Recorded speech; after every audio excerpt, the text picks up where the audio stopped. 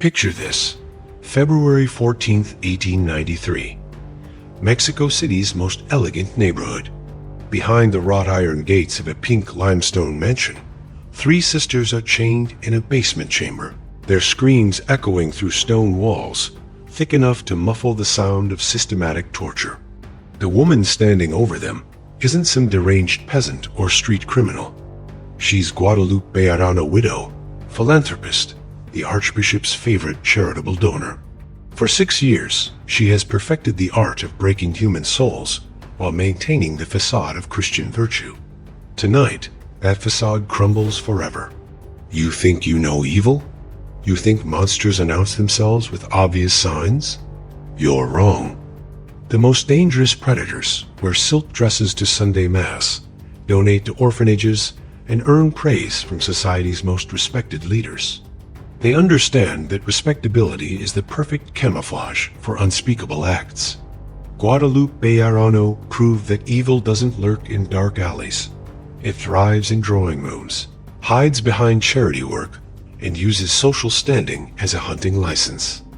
In 1887, Mexico City pulsed with contradictions. Gas lamps flickered along cobblestone streets where European carriages carried ladies in imported silks past indigenous families dying of starvation. President Diaz's modernization project created a society of brutal inequality, the perfect hunting ground for a predator who understood how desperation creates victims and how social blindness creates opportunities. Guadalupe commanded respect in this world. At 43, she maintained her late husband's social standing through shrewd business dealings and careful cultivation of Mexico City's elite. Her mansion on Tuba Street, with its imposing facade and religious paintings, reflected the dignity expected of a woman of her class. Neighbors knew her as devout, generous, never missing Sunday Mass. What they didn't know was that behind her locked servants' quarters, she had created a laboratory of human suffering. Her business model was perfectly designed for predation. Desperate rural families sent their daughters to the capital seeking domestic work. These girls arrived with no connections, no documents, often illiterate. When they disappeared, there was rarely anyone with the social standing to ask uncomfortable questions. Guadalupe had learned that society's most vulnerable make the perfect victims because their absence generates minimal investigation. The transformation began in January 1887 when 16-year-old Casimira Juarez knocked on that carved wooden door. The girl had traveled 6 days from the mountains, carrying everything she owned in a cloth bundle. Her parents had died in a cholera outbreak, leaving her with no family, no prospects. The parish priest had given her Senora Bejarano's address, praising the woman's charitable work in placing young women in respectable positions. Guadalupe's practiced eye immediately assessed what she saw: young, vulnerable, alone, bearing that particular expression of desperate gratitude that marked those who had no other options. For 2 weeks, Casimira's life seemed almost pleasant. She helped prepare meals, cleaned the mansion's marble floors, assisted with laundry.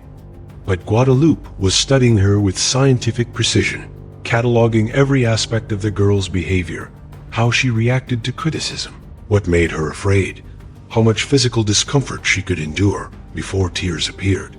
The punishments started small, standing motionless for hours as penance for imaginary infractions, meals denied for being clumsy, floors scrubbed until her palms bled. But these were merely preparation for something far worse. Guadalupe had converted the mansion's basement into what she privately called her training room, a stone chamber equipped with chains, braziers, and implements designed to cause maximum suffering while avoiding immediate death. By February, Casimira's world had become a waking nightmare of systematic torture that pushed the boundaries of human endurance. Guadalupe had moved beyond simple cruelty into territory that revealed the true extent of her psychological disturbance. The girl was stripped, chained, subjected to heated implements and psychological torments designed to break her spirit before destroying her body. What separated Guadalupe from common criminals wasn't just her social standing, it was her methodical approach to inflicting suffering. She studied anatomy like a physician, learning exactly how much damage the human body could sustain and recover from. Between torture sessions, she would tend to Casimira's wounds with medical precision, applying salves that promoted healing just quickly enough to allow the process to be repeated. The psychological torture proved equally devastating. She forced the girl to confess to sins she had never committed, to beg forgiveness for imaginary transgressions, to express gratitude for punishments that pushed her closer to madness. With each passing day, she systematically destroyed Casimira's sense of reality until the girl began to believe she truly deserved the suffering being inflicted upon her. Aurelio, Guadalupe's 22-year-old son, lived like a ghost in the mansion's upper floors. Thin and nervous, he had grown up learning to make himself invisible whenever his mother's eyes took on that particular glitter that preceded what she called discipline sessions. He had developed an uncontrollable stutter and a dependency on laudanum that helped him sleep through the sounds echoing from below. His journal entries from this period reveal the psychological torment of someone forced to witness horrors he was too terrified to prevent. Casimira's ordeal lasted 6 weeks. Her heart finally stopped during what Guadalupe had planned as another routine session of correction. When Guadalupe realized her victim was dead, she felt an unexpected mixture of satisfaction and disappointment. The process had provided her with the most intense pleasure she had ever experienced, but now it was over. With methodical efficiency, she wrapped the body in old sheets and buried it in the vacant lots surrounding the city's expanding edges. But the experience had awakened something that demanded to be fed. Standing over that shallow grave, Guadalupe made a decision that would define the rest of her life. There would definitely be a next time. Following Casimira's murder, Guadalupe entered what she thought of as her professional phase. For nearly a year, she threw herself into legitimate activities with renewed vigor, organizing charity fundraisers and expanding her domestic placement service. But her nights were devoted to planning, studying social patterns that would help her select ideal victims, researching methods of restraint that would be more efficient than her crude early experiments. The opportunity came in September 1888 when Maria Santos brought her 15-year-old daughter, Elena, seeking employment. The Santos family had lost their farm to drought and debt, forcing them to migrate to the capital where work was scarce and competition fierce. Elena possessed exactly what Guadalupe looked for: youth, health, isolation, and most importantly, a quiet strength that she found irresistible. Breaking strong spirits provided far more satisfaction than destroying those already defeated. Elena's destruction followed the same pattern as Casimira's, but with important refinements. Guadalupe was more subtle in her escalation of abuse, more careful to ensure each stage seemed to follow logically from the previous one. Instead of sudden violence, she employed gradual psychological manipulation that confused her victim's sense of reality. She created an atmosphere of constant judgment where nothing Elena did was ever adequate, establishing psychological conditions perfect for systematic torture. The physical punishments began as corrections for increasingly imaginary faults. But Guadalupe had learned patience.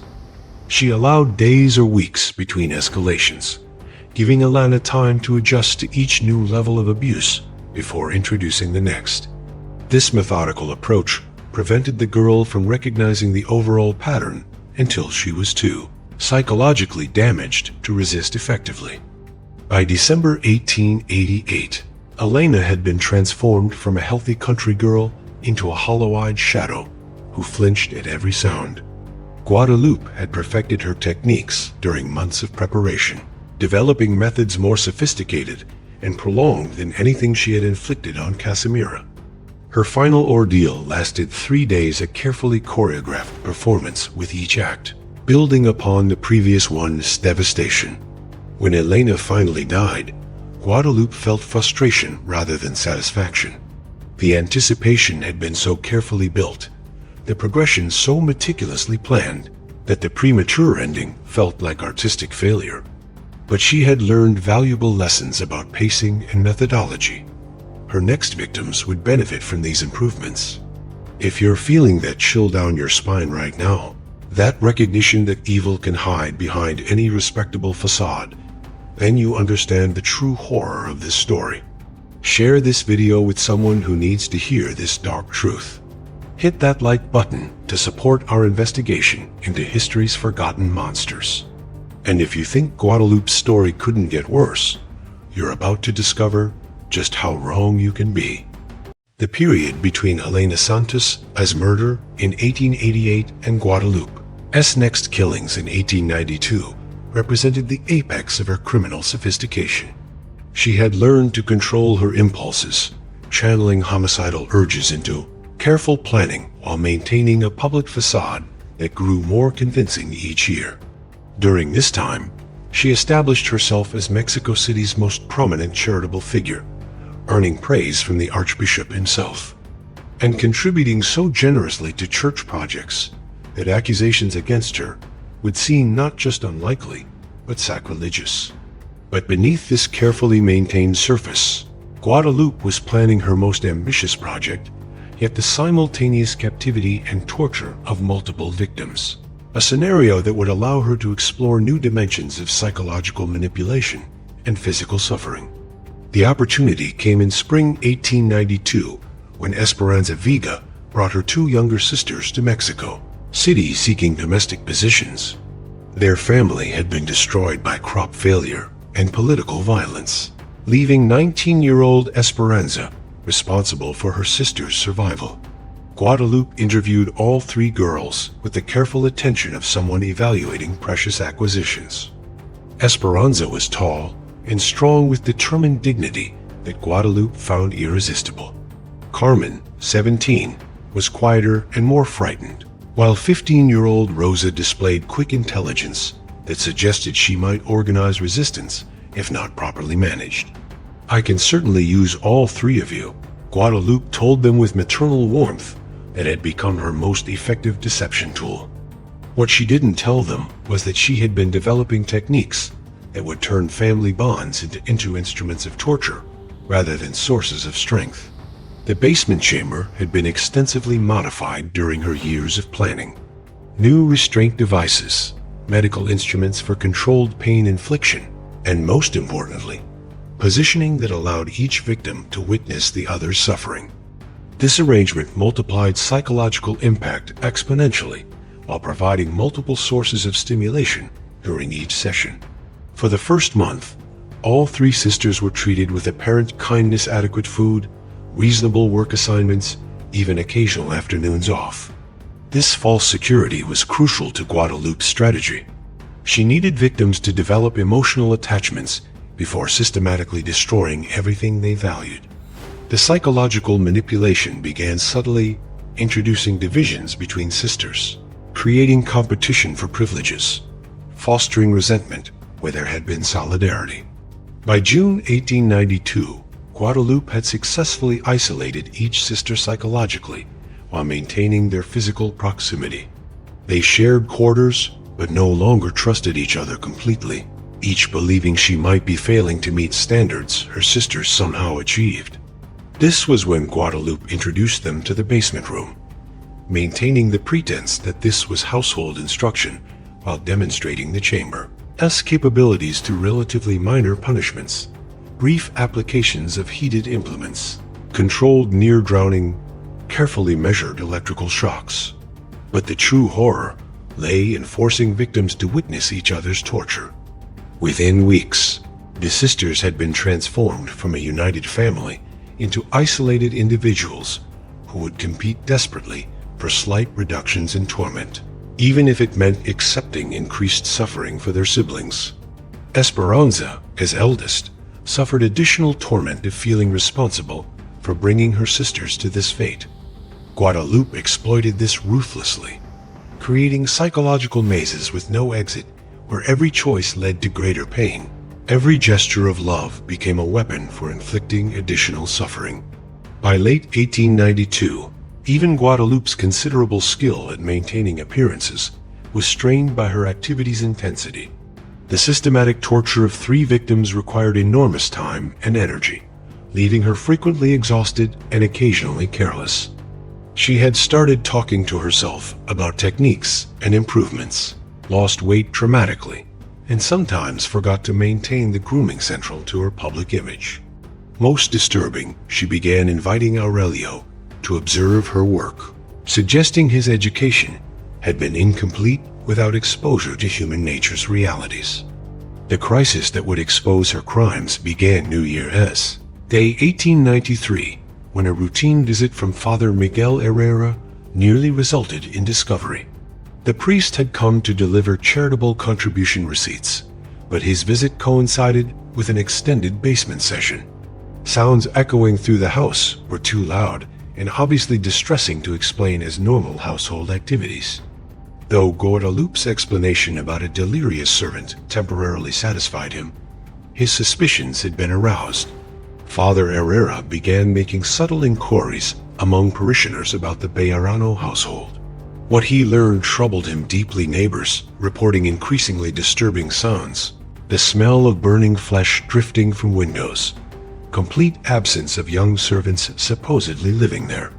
More damaging was testimony from tradesmen who had provided Guadalupe with restraining devices, medical instruments, and drugs having no legitimate domestic use. As winter deepened into early 1893, Guadalupe's activities reached a crescendo of depravity that pushed even her considerable capacity for cruelty into uncharted territory. The Vega sisters, after 6 months of systematic torture, had been transformed from healthy young women into broken shadows existing in constant terror. But Guadalupe's eagerness to acquire new victims led her to crucial mistakes, accelerating the sisters' deaths to make room for fresh subjects, and underestimating how far Aurelio's documentation efforts had progressed. The night of February 14, 1893, marked the end of Guadalupe Bejarano's career as Mexico's most successful serial killer. While she conducted what she intended as the sisters' final session, Aurelio, fortified by laudanum-induced courage and desperate terror about his own fate, had been secretly communicating with Father Herrera, providing detailed information about his mother's activities while begging protection from revelation consequences. The evidence was overwhelming: journals containing precise dates and descriptions of torture sessions, victim acquisitions, body disposals going back years, sketches of the basement chamber layout, documentation of burial sites, and testimony about Guadalupe's psychological state, painting her as a methodical sadist rather than someone temporarily driven insane. When investigators burst into that basement chamber on February 14th, they found a scene that would haunt their memories forever. The 3 Vega sisters secured in restraint chairs, their bodies bearing evidence of torture so systematic that determining the full extent would require weeks of medical examination. But most chilling was Guadalupe herself, calmly continuing her work, showing no surprise at their arrival, dressed in ceremonial black clothing as if she had been expecting this interruption. "Gentlemen," she said with perfect composure while holding instruments of torture, "I assume you have proper authorization for this intrusion into my private household affairs." Her reaction revealed the depth of her psychological detachment. She seemed genuinely unable to understand why her activities might be considered criminal, referring to torture sessions as moral instruction and victims as students requiring intensive guidance. The arrest of Guadalupe Martinez de Bejarano created a sensation that eclipsed every news story in Mexico. The contrast between her public image and the reality of her crimes was so extreme that many initially refused to believe the accusations. But the evidence was undeniable: physical condition of surviving victims, basement chamber instruments serving no purpose but inflicting suffering, and most importantly, her own journals documenting years of criminal activity. Her complete inability to recognize victims as human beings with rights revealed the extent of her pathology. To Guadalupe, the girls she tortured were not people, but objects to be manipulated for her satisfaction. their suffering merely a byproduct of what she saw as legitimate experimentation. The trial concluded in September 1893 with a sentence of 10 years and 8 months, widely criticized as inadequate for her crime's magnitude. The relatively light sentence reflected both the legal system as inexperience with serial murder cases and social attitudes, making it difficult to impose maximum penalties on women, even those guilty of the most serious crimes. Guadalupe was imprisoned in the notorious Cárcel de Belén, where her reputation preceded her. Even hardened criminals were so horrified by her offenses that she was forced into solitary confinement for her own protection. She spent days writing in new journals, developing theories about human nature and moral improvement, building upon her years of experimentation. But prison stripped away the social standing crucial to her crimes. Her former reputation meant nothing. The authoritative voice that had commanded respect was reduced to pleading whispers.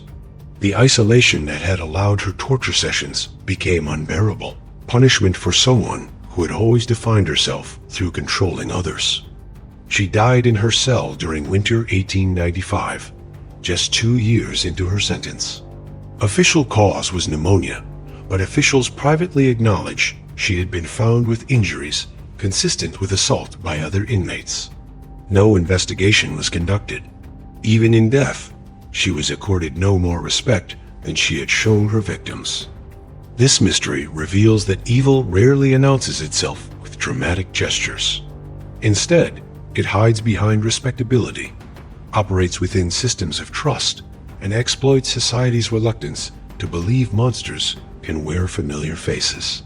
Guadalupe's crimes were possible not because she was superhuman, but because she understood how to manipulate social structures supposed to protect the innocent. Her story reminds us that the most dangerous criminals are often those who appear most normal, most respectable, most worthy of trust.